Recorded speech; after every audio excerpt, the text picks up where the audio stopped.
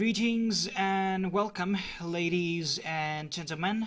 This is yours truly, eSports Machina, and today, like last year, I'm gonna be doing a Worlds Pick'em, and obviously you can copy the one that I have, and maybe you have chances to actually win.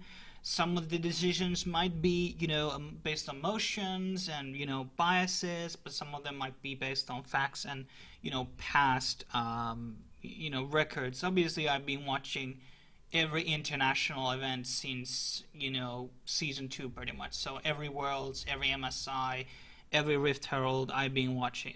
Rift Rivals, I've watched them. So let's dive in. And let's start with Group A. So obviously, just to kind of go back on what was for the prize and what is at stake. So if you get 100% everything right, I believe you get a bunch of skins. You will get the Ash skin at least for free, and I think you get some esports skins as well, and you can get some like icons and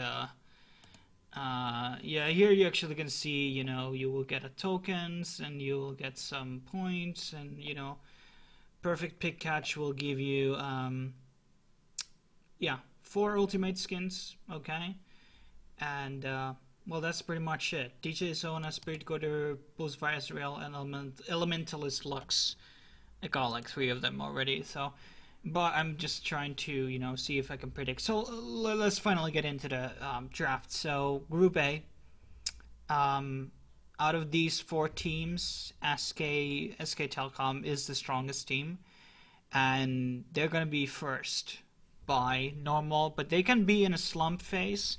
There's definitely an opening that they would lose. They're not so strong in best of 1. If you go into looking last year of groups, I think they lost a game for Flash Wolves. They also dropped a lot of games in the previous MSI, and then they also dropped a lot of games, obviously, in the Rift Rivals to China.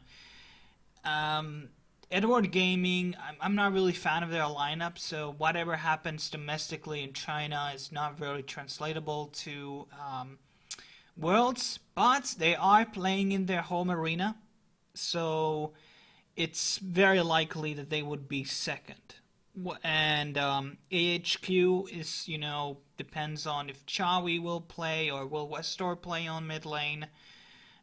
Will, matter of fact, end up in results. Obviously, I'm a pretty big AHQ fanboy, but it's there's gonna be a narrative, or very likely they're gonna be fourth. So this would be my Group A, but I can definitely see an AHQ, taking a game out of SK Telecom. At least like.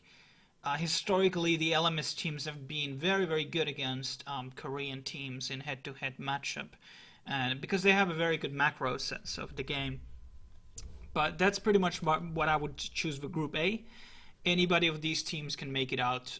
Even any possibility is also almost possible. Like SK Telecom may not make it out of the groups. That is a very, very possible outcome. So then we have Group B. Longzhou Gaming is the best team in the Worlds right now. I'm betting and hoping that they will win. They did beat SKT at OGN 3-1, I would say pretty convincing, and also on off season they had the most wins.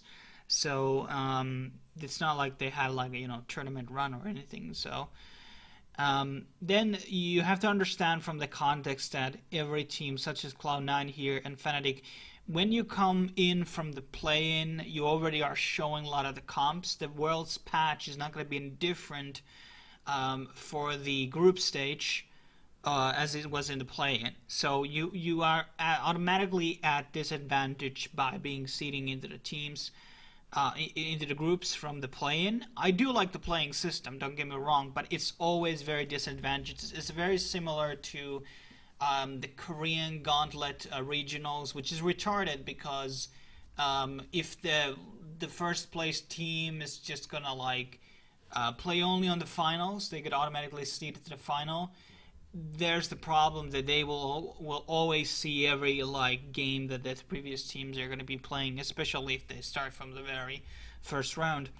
So who could be second? I'm going to be betting on Immortals. And Gigabyte Marines don't have Levi anymore, which was the pretty fucking sick jungle. I think they're going to be performing well, so dropping a bit of a disrespect and maybe saying they're going to be third. They could be second in this group as well. It's really hard to predict, but this would be maybe I'm having a bit of a bias. Actually, just do this because I'm having biases, but I hope that Fnatic will be fourth because, you know, I want to see Reckless cry. And then we gotta go to Group C. The Turkish team is gonna be last. They can take a game or two, but I think eventually they will be last. Samsung Galaxy is pretty strong. G2, they have been showing pretty shaky. So even they could be even fourth, but I would say third. I mean, the Fenerbahce group has a pretty good lineup. You know, they have a few Koreans. They have Frozen on mid, which is pretty good. I just don't see that Perks can. I don't even remember who's Royal's mid lane right now, but I don't think they can match up to someone like Crown. So Crown is, you know, he has a bit of a shit show ever after Worlds, but you know he has the potential to be like the second best mid laner in this world. Like, even if Longzhu is the best team, like, their mid laner is, in my opinion, nothing really superbly special. So this would be my Group C. Group D is probably going to be the most random. Flash Wolves, their high-end play is going to be like the first one. So which Flash will be showing, the better one or the worst one, I don't know. But I would probably put it like this. This would be my lineup for Flash Wolf first, Team W, just because they played from the play-in, so their comps are kind of out there. And Misfits could be second too. Could be happening. Could be first too.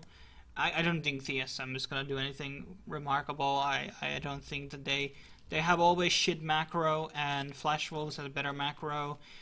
Team W has a pretty good top laner, so I just don't see how they could go above third. So this would be my will be my lineup for the Worlds, and obviously we'll be doing the finals and everything like that after this one. And yeah. So I don't really have much else to add here. Obviously, if you have multiple accounts, do multiple variations. It's really hard to predict any of the teams. It's very stuck up in talent. There is not really that big of a skill gap between the groups and the teams. Maybe the Fenerbahce could be like the weakest team out of the all remaining 16. But overall, I mean, anything can happen in these groups. Nothing is set on stone. I mean, I would really doubt that Longzhu would, you know, not get past the Group B and SK Telecom, but that can happen. That can happen. They are vulnerable. I mean, even Fibonacci could make it to the quarters if Royal and Samsung really shit the bed. But that's I don't think that they would shit bed that hard. That's pretty much my take on it. And thanks for watching, and I will see you guys next time. Please subscribe to the channel for more esports content in the future. It's been a while since the last video, but you know, I will get back to working on more of these stuff on, you know, later in the year. See you guys. Cheers.